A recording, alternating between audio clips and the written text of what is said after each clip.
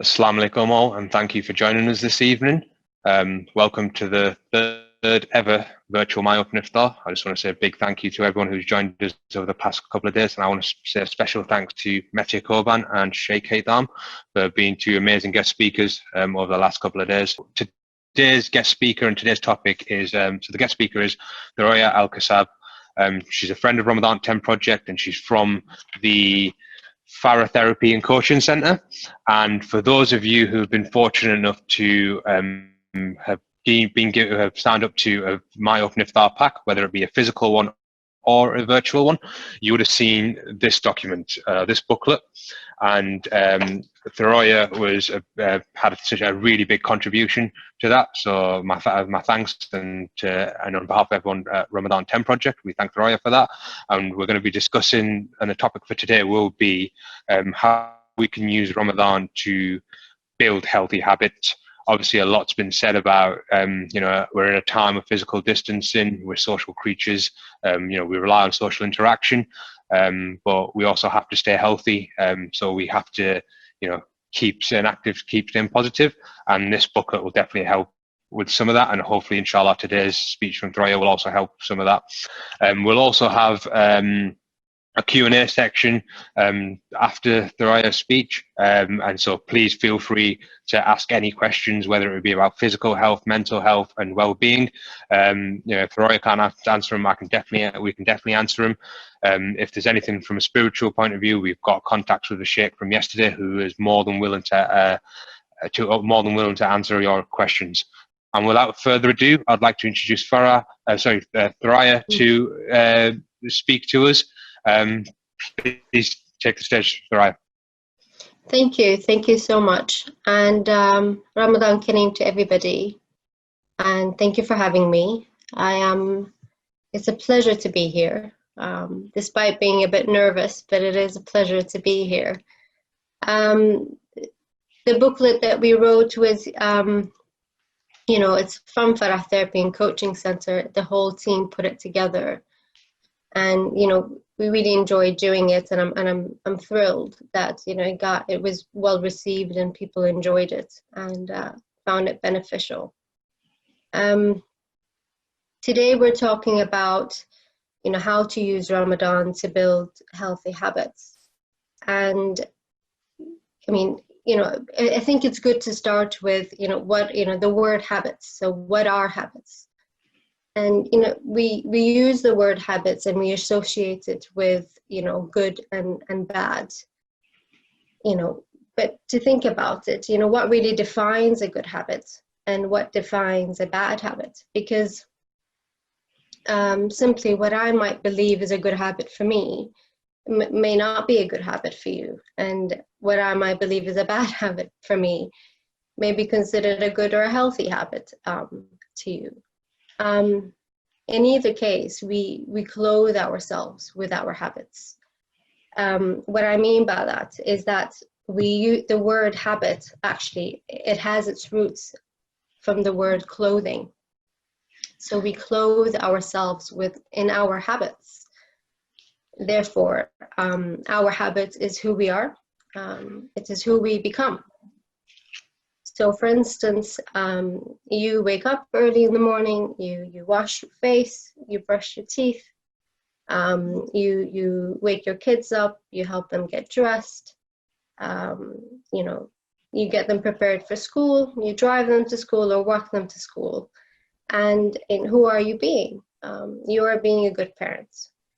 And it is who you are, and it's who you have become.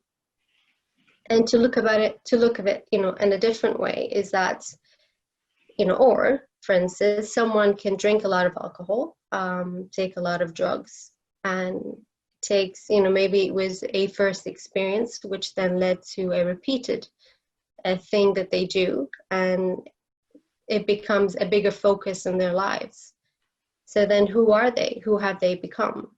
They're not a healthy person anymore, but they became an addict. So that's who they have become. So really, habits define who we are. So it's more than just good or bad. And I think the appropriate question is to ask ourselves, it's not to ask ourselves, what good habits do I want to develop, whether in Ramadan or in general, and what bad habits do I want to let go of.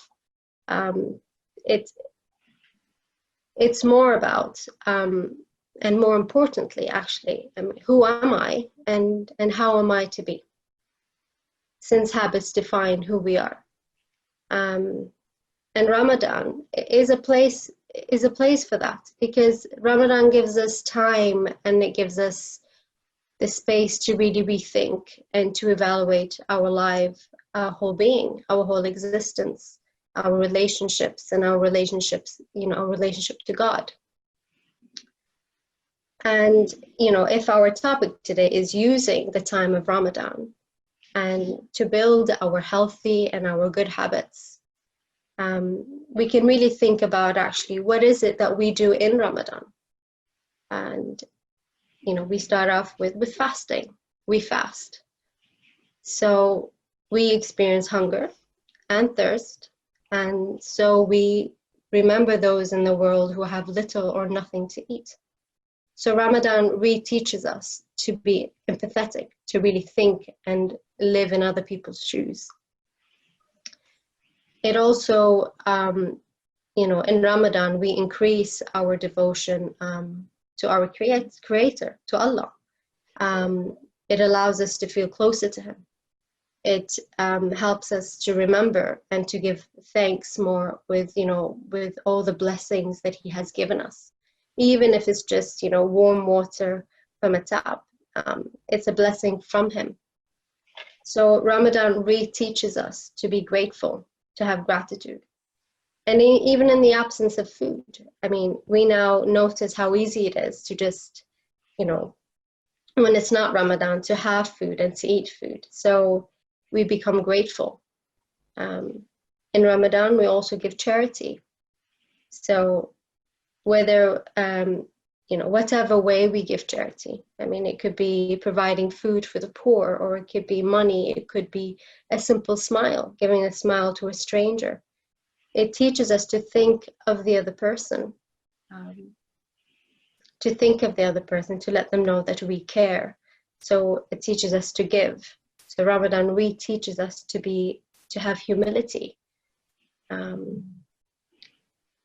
Also in Ramadan, it helps us to strengthen our relationship bonds. So, connecting with our friends and our family members, gathering the family together, bringing people to your home and opening your home for your friends and family to come and share a meal with you.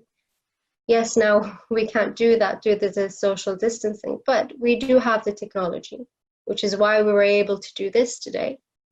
Even if it's just a message or a call or a FaceTime or whatever it may be, you're connecting to the people and to saying that you're here and you're thinking of them. Ramadan teaches us to put aside our disagreements and our grudges and reconnect with old friends.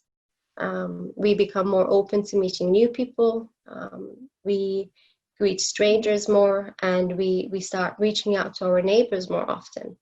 So Ramadan really teaches us to be open, to have openness, and to be humble, to have connection, to be, to have forgiveness, and to have mercy. And with all this, all of us, many of us find themselves sometimes, and without even realizing it, that perhaps they do all of this out of duty or out of fear, or out of, wanting the reward. But then I question if that's how we're always doing it, without noticing it, most probably. But where does it leave us in the end? If I am doing all of this out of duty, how am I being a better person? What message are we giving, or what image are we portraying to our communities and to the whole world in general? When we do things out of duty, it becomes weightless. it loses its weight, no matter what it is that we are trying to do. It loses its worth, simply because we lose touch with its meaning for us and for the world. Therefore, I will go back to the question about habits and about, who am I and how am I to be? Because that is the key line here. And I also do question is that, yes, it's Ramadan, but are we to wait for Ramadan to have all the qualities that Ramadan teaches us, or the characteristics that Ramadan teaches us? I previously said that Ramadan reteaches us. I kept using the word reteaches us, simply because, we learn, what we have been, in Ramadan, we learn what we have been learning, or we have already learned from Islam itself, from the Quran, from the Prophet Muhammad sallallahu alaihi wasallam, and so on. So Ramadan really is 1 month out of the whole year. We have every day of our lives to be empathetic, to feel gratitude, to have humility, to be humble, to think of others, to connect with people, to give and to be there. So Ramadan really is like a check-in. It checks in with us. It checks in with who we are and who we are being, and who we are and how we are being. So Ramadan really gives us a chance to reinvigorate our commitment to the way of life that we would choose for ourselves. And it's maintaining our commitment in the face of the distractions and the difficulties of everyday life. And to really think about, what do I want to be, and what am I willing to do to be that person? And, so who am I and how am I to be? And what happens when we ask that question, when we face that question? Because most of us don't ask ourselves that question. Most of us, it doesn't even occur to us. We live our lives and somehow we forget about sorry, we forget about ourselves.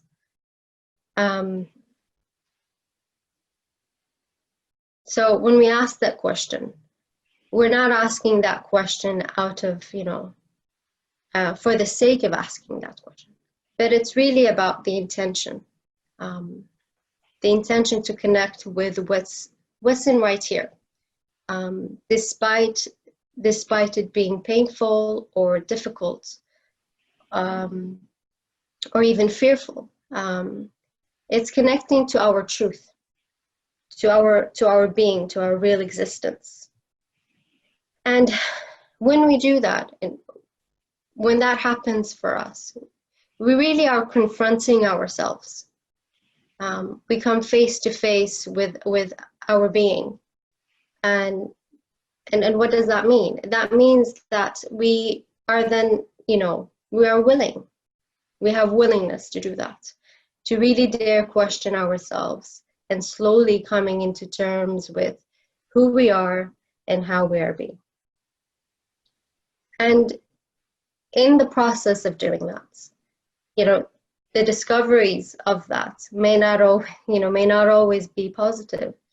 We might discover something about ourselves that is painful or shameful or even sinful. And we end up feeling quite alone with it and very stuck in our situatedness and and the habit that we have become. And we feel that we are completely unable to change. And that in itself, as human beings, our habits, because we're human beings, we suffer. I mean, our habits can really cause our suffering. And as human beings, we do need to share it, and we do need to make sense of it. If And if that habit, habits come in all sorts, and they can be harmful in all sorts of ways, just like all healthy habits can come in all sorts of ways.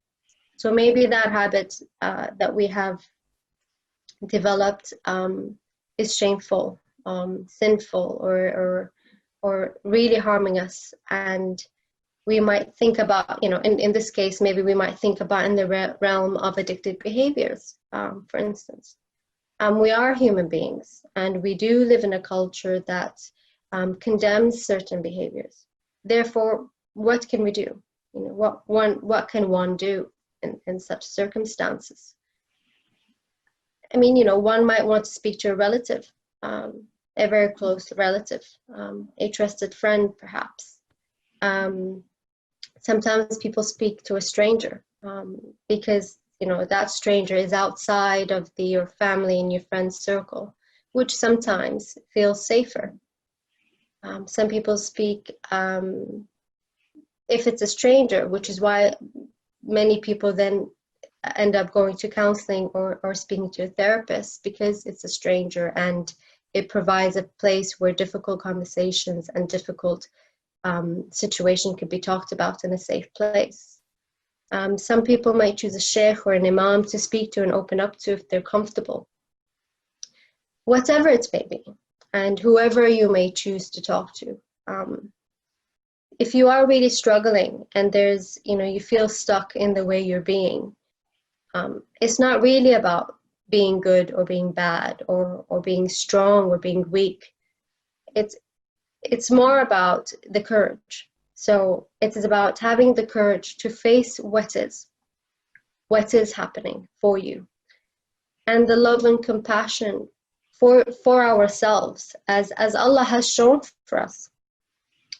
So, we need to find the willingness within ourselves to change, for any change to take place at all. It is courageous to make the first step.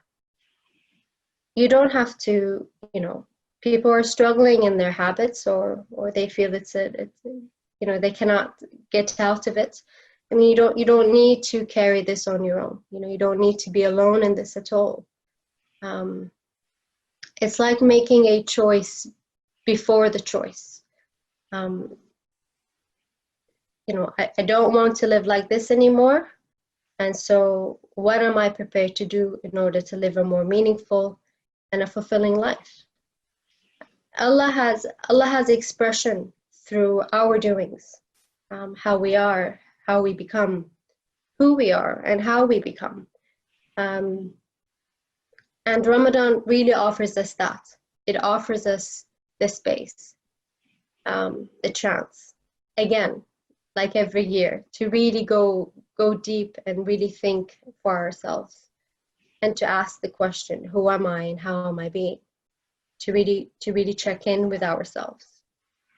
I mean, there are a lot of people struggling out there, and I really hope that whoever's listening in and the attendees, and that they were able to get something from today's talk that is beneficial and is useful for themselves. And yeah, thank you for listening.